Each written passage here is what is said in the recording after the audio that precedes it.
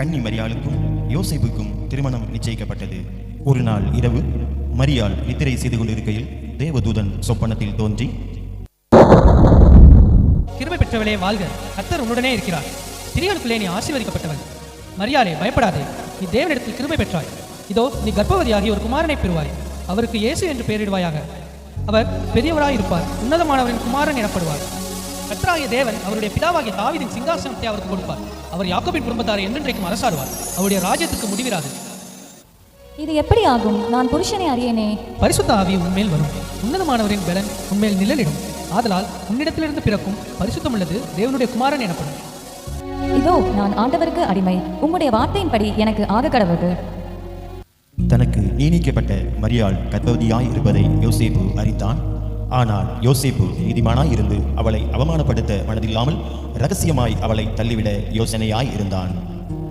அன்று இரவு தேவதூதன் யோசேப்புக்கு சொப்பனத்தில் தோன்றி, தாவீதின் குமாரனாகிய யோசேப்பே, உன் மனைவியாகிய மரியாளை சேர்த்துக்கொள்ள ஐயப்படாது. அவளிடத்தில் உற்பத்தியாயிருக்கிறது பரிசுத்த ஆவியினால் உண்டானது. அவள் ஒரு குமாரனை பெறுவாள், அவருக்கு இயேசு என்று பெயரிடுவாயாக.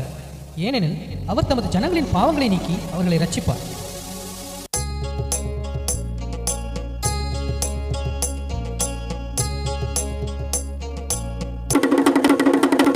இதனால் சகல ஜனங்களுக்கும் தெரிவிக்கப்படுவது என்னவென்றால், உலகமெங்கும் குடிமதிப்பு எழுதப்பட வேண்டும் என்று அகஸ்தியராயினால் கட்டளை பிறந்தது. எனவே அவரவர் தங்கள் தங்கள் ஊருக்கு சென்று குடிமதிப்பு எழுதும்படி கேட்டுக்கொள்ளப்படுகிறது. யோசேப்பும் தான் தாவீதின் வம்சத்தானும் குடும்பத்தானுமாய் இருந்தபடியினாலே தனக்கு மனைவியாக நியமிக்கப்பட்டிருந்த கர்ப்பவதியான மரியாளுடனே குடிமதிப்பு எழுதும்படி தாவீதின் ஊருக்கு சென்றார்கள். மரியாளுக்கு பிரசவ காலம் நேரிட்டது.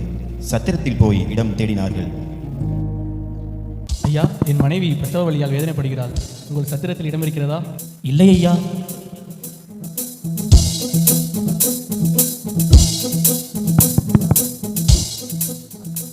ஐயா, என் மனைவிக்கு பிரசவ காலம் நேரிட்டது, உங்கள் சத்திரத்தில் இடம் இருக்கிறதா? இடம் காலியாக இல்லையே. சத்திரத்தில் இடம் இல்லாததினால் அங்கிருந்த மாட்டு தொழுவத்திற்கு சென்றார்கள். அவள் தன் முதற் பேரான குமாரனை பெற்றெடுத்தாள்.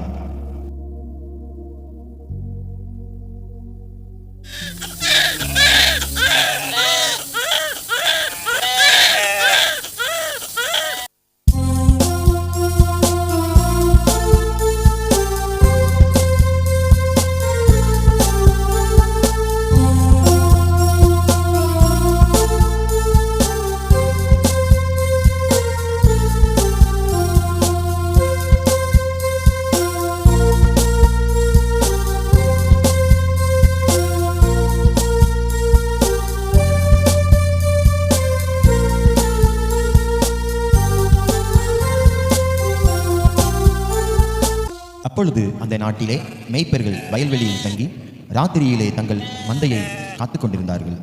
அவ்வேளையிலே கர்த்தருடைய தூதன் அவர்களை நோக்கி, பயப்படாதிருங்கள், இதோ எல்லா ஜனத்திற்கும் மிகுந்த சந்தோஷத்தை உண்டாக்கும் நற்செய்தியை உங்களுக்கு அறிவிக்கிறேன். இன்று கர்த்தராகிய கிறிஸ்து என்னும் இரட்சகர் உங்களுக்கு தாவீதின் ஊரிலே பிறந்திருக்கிறார். பிள்ளையை துணிகளில் சுற்றி முன்னணியிலே கிடைத்திருக்க காண்பீர்கள். இதுவே உங்களுக்கு அடையாளம். நாம் பெத்லகேம் ஊருக்கு போய் கர்த்தரால் நமக்கு அறிவிக்கப்பட்ட இந்த காரியத்தை பார்ப்போம் வாருங்கள்.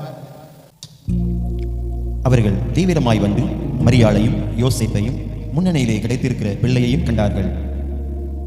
கண்டு அந்த பிள்ளையை குறித்து தங்களுக்கு சொல்லப்பட்ட சங்கதியை பிரசித்தம் பண்ணினார்கள்.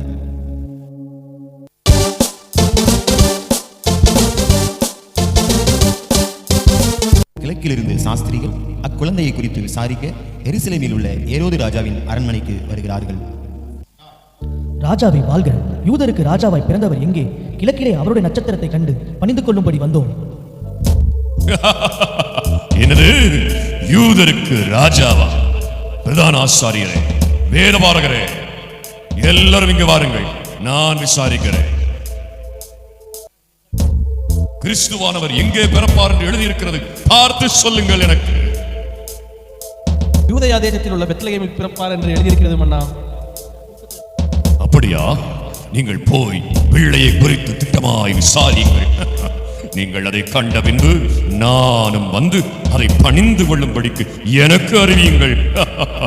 நல்லது, போய் வாருங்கள். பிள்ளையை காண சாஸ்திரிகள் செல்கிறார்கள். அவர்கள் கிழக்கிலே கண்ட நட்சத்திரம் பிள்ளை இருக்கும் இடம் வரைக்கும் அவர்களுக்கு முன் சென்றது. அவர்கள் அந்த வீட்டுக்குள் பிரவேசித்து பிள்ளையையும் அதன் தாயாகிய மரியாளையும் கண்டு சாஷ்டாங்கமாய் விழுந்து அதை பணிந்து கொண்டு தங்கள் பொக்கிஷங்களை திறந்து பொன்னையும் தூபவர்க்கத்தையும் வெள்ளை போலத்தையும் அதற்கு காணிக்கையாக வைத்தார்கள்.